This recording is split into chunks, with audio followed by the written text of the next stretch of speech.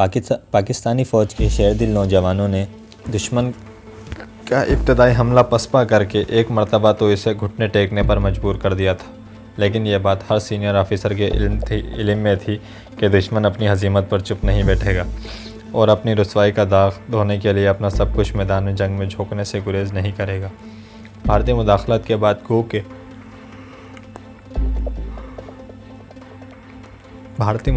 بعد گو کہ سیاچن کے ہر قابل ذکر محاذ پر جوانوں نے دشمن کے سامنے مورچے تو قائم کر لیے تھے، لیکن اپریل سن 84 سے نومبر تک 7 گرم مہینوں کے لیے جوانوں کو ہنگامی بنیادوں پر رہائش، اسلحہ، لباس، راشن، کیروسین آئل، تیل کے چولہے اور فائبر گلاس کے اگلوز پہنچانا ناگزیر تھا، کیونکہ اس کے بعد 5 مہینوں میں تو اس علاقے میں انسانی نقل و حرکت ہی تقریباً ناممکن ہو جاتی تھی۔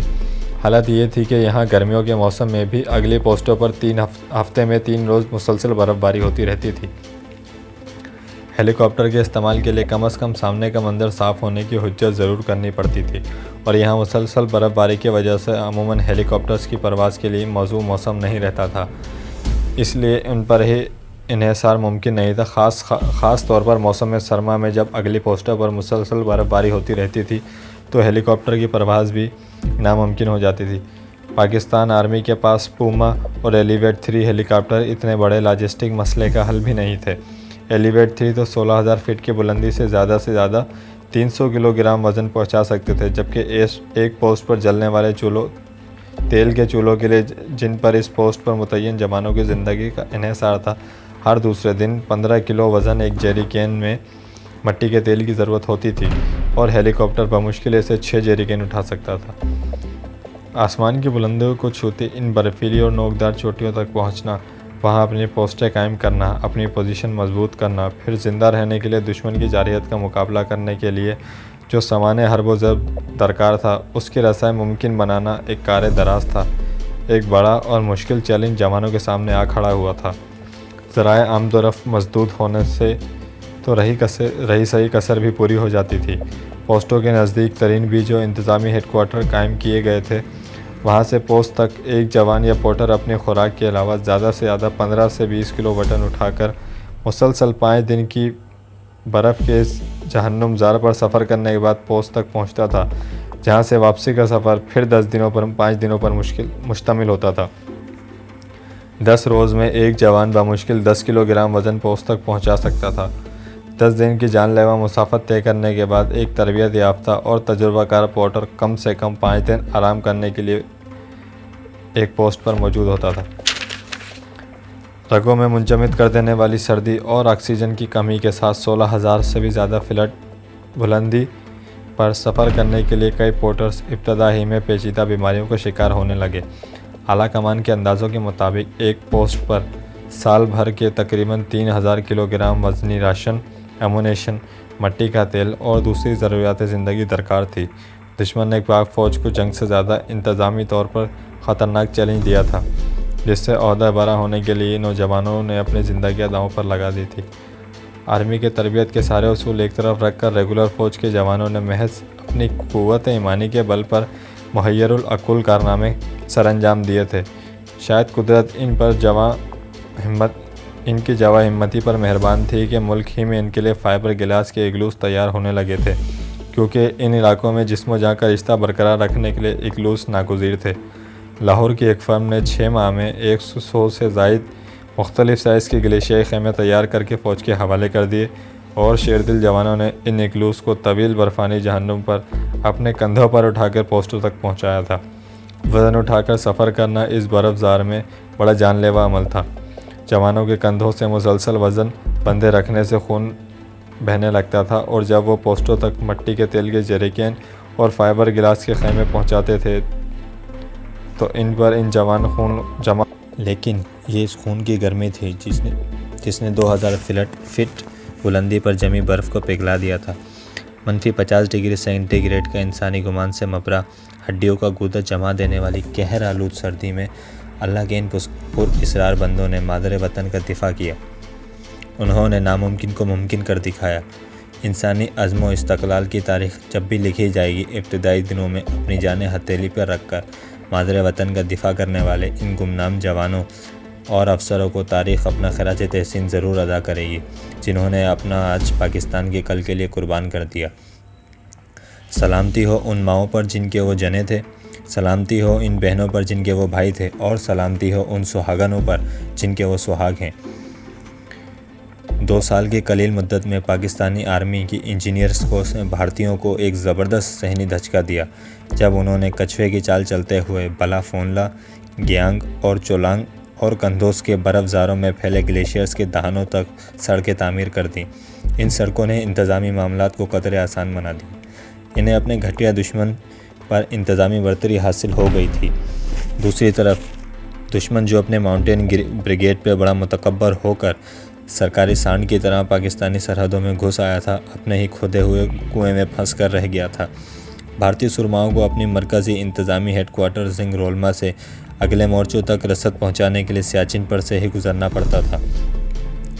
یہ گلیشیئر کوہ سلتورو کے متوازی واقع ہوا ہے۔ اب صورتحال یہ ہو گئی تھی کہ سیالہ، بلا فونلا، چھومک اور گیانگلا میں بھارتی فوجوں کے راستے غیر محفوظ ہو گئے تھے۔ وہ پاکستانی دید بانوں کی عقابی نظروں کے سامنے رہنے لگے تھے، جہاں سے انہوں نے بھارتیوں کے لیے سامان حرب و ضرب لے جانا ناممکن بنا دیا تھا۔ بھارتی علاقے سے سڑک وادی نوابرہ سے شروع ہو کر سیاچن کے دانے پر آ کر ختم ہو جاتی تھی اور یہاں سے آگے وہ پاکستانی توپ خانے کی زد میں آ جاتے تھے۔ اب بھارتی 75 کلومیٹر کا پیدل سفر طے کرنے کے بعد ہی اپنی پوسٹوں تک پہنچ سکتے تھے۔ یہ سفر بڑا جان لیوا ہوتا تھا۔ بھارتی فوج کا بڑا حصہ اس سفر کی ہی بھیڑ چڑھ چکا تھا۔ جنرل صاحب کے سامنے 3 اہم افسران اس وقت موجود تھے۔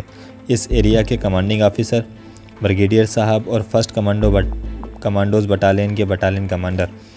جنرل صاحب کی نظریں بلا فونلا کے اس تنگ رستے پر جمی تھی جس کے مشرق میں تقریباً 2000 فٹ کی بلندی پر انہوں نے ایک پوسٹ قائم کرنے کی پلاننگ کی تھی۔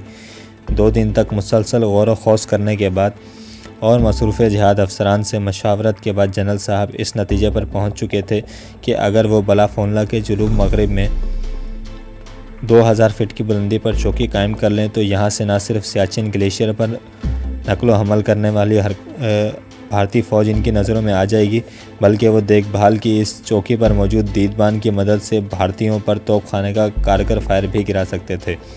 2000 فٹ کی بلندی پر بلا فونلا میں بلند ترین اور تصویراتی لحاظ سے اہم ترین پوسٹ ہوتی۔ اس پوسٹ کو قائم کرنے کی سعادت فرسٹ کمانڈو بٹالین کی قائد کمپنی کو سونپی گئی۔ بھارتی فوج سے نبرد آزما ہوتے اب شیردل جوان 1.5 سال ہونے کو آیا تھا۔ اب انہوں نے دشمن کے دانت دیکھ لیے تھے۔ دشمن کو بھی اندازہ ہو چلا تھا کہ انہوں نے کس تاریخی جرم کا ارتکاب کر لیا ہے۔ قائد کمپنی نے شام ڈھلے نعرہ تکبیر کی گونج اور اللہ کے حضور دعاؤں کے ساتھ اپنے سفر کا آغاز کیا۔ موسم کی قہرناکیوں کو اپنے فولادی سینوں پر جھیلتے، دشمن کے تکبر اور رعونت کو اپنے پاؤں تلے رونتے فرسٹ کمانڈو بٹالینز کے جانباز بالآخر بلا فونلا کے جنوب مشرقی پہلو پر 20,000 فٹ کی بلندی پر اپنے قدم جمانے میں کامیاب ہو گئے۔ پاکستانی پوسٹ کے بالمقابل بلا فونلا کے شمال مشرقی پہلو پر بھارتی فوج کی جو پوسٹ موجود تھی اس کی اونچائی 19,000 فٹ تھی۔ اس طرح قائد پوسٹ کو اس پر برتری حاصل ہو گئی تھی۔ قائد او پی کے بالکل سامنے مشرق کی جانب سیاچن گلیشیئر کے مغربی کنارے کے ساتھ ساتھ موجود پہاڑی سلسلے کی 2 بلند چوٹیوں پر بھارتیوں نے بڑی جانفشانی سے اپنی آبزرویشن پوسٹ پریم اور انڈیا 3 پوسٹیں قائم کر رکھی تھی۔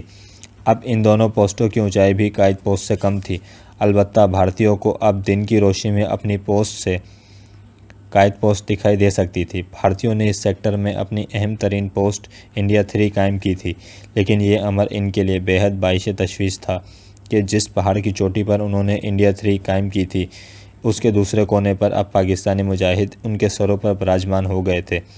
البتہ ان کے اور پاکستانی پوسٹ قائد کے درمیان پہاڑ کی نوکدار چوٹی، چٹانوں کا ایک خطرناک راستہ موجود تھا جسے عبور کرنا ناممکن دکھائی دیتا تھا۔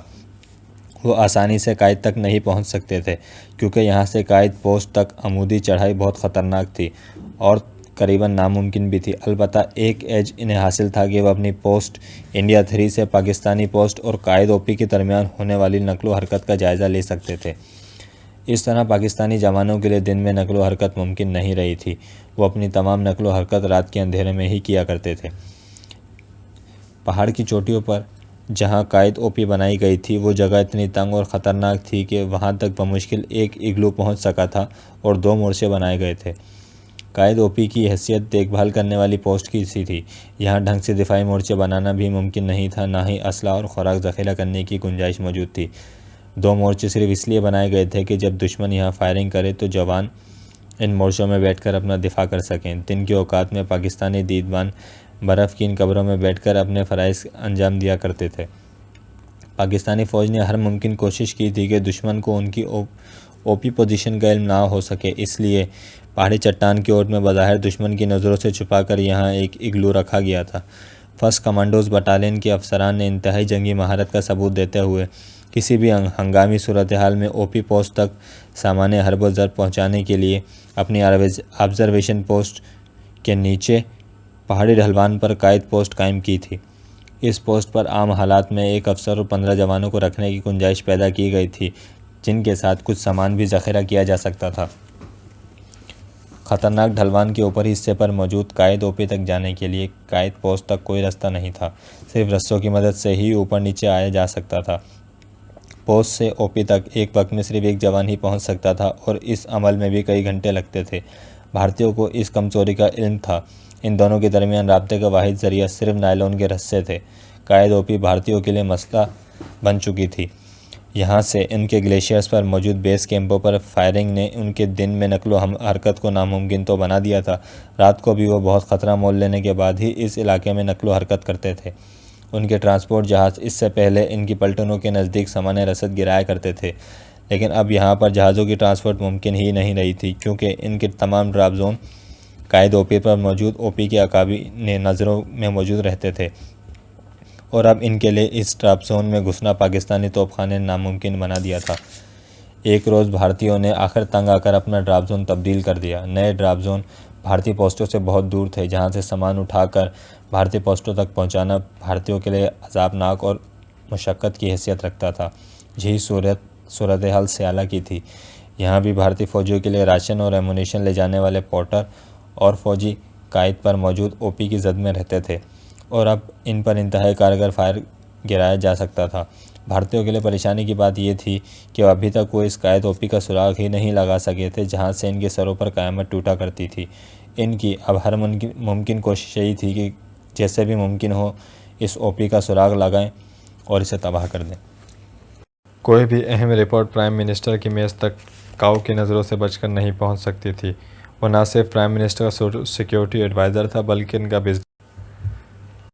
کوئی بھی اہم رپورٹ پرائم منسٹر کی میز تک کاؤ کی نظروں سے بچ کر نہیں پہنچ سکتی تھی۔ وہ نہ صرف پرائم منسٹر کا سیکیورٹی ایڈوائزر تھا بلکہ ان کا بزنس پارٹنر بھی رہ چکا تھا۔ مسز اندرا گاندھی نے اپنے سامنے دھری فائل کی موٹائی پر ایک چلتی ہوئی نظر ڈالی اور اس سے مخاطب ہوئی، مسٹر کاؤ، آپ موٹے موٹے پوائنٹس مجھے تیار کر دیں، میں کہاں اس پلندے کو پڑھتی پھروں گی۔ میڈم پرائم منسٹر، میں آپ کی گوناگو مصروفیت کا اندازہ کرتے ہوئے یہ کام پہلے سے کر چکا ہوں۔ یہ کہتے ہوئے اس نے دوسری مختصر سی فائل جو ابھی اس کے بغل میں دبی ہوئی تھی پرائم منسٹر کو پیش کی۔ ویل ڈن مسٹر کاؤ۔ پرائم منسٹر نے اسے تحسین آمیز نظروں سے دیکھتے ہوئے اسپات میں گردن ہلائی۔ تھینک یو میڈم، کاؤ نے مسکراہٹ ہونٹوں پر جماتے ہوئے کہا۔ اس کی موجودگی میں ہی مسز اندرا گاندھی نے تمام پوائنٹس نہ صرف پڑھ لیے بلکہ ایک ایک پوائنٹ پر اس کی رائے بھی لے لی، اور تقریباً 2 گھنٹے کی اس طویل میٹنگ کے بعد اس نے بھارتی فوج کے اس آپریشن کو کامیاب دے کر جنرل چبر کے لیے مبارکباد کا پیغام روانہ کر دیا۔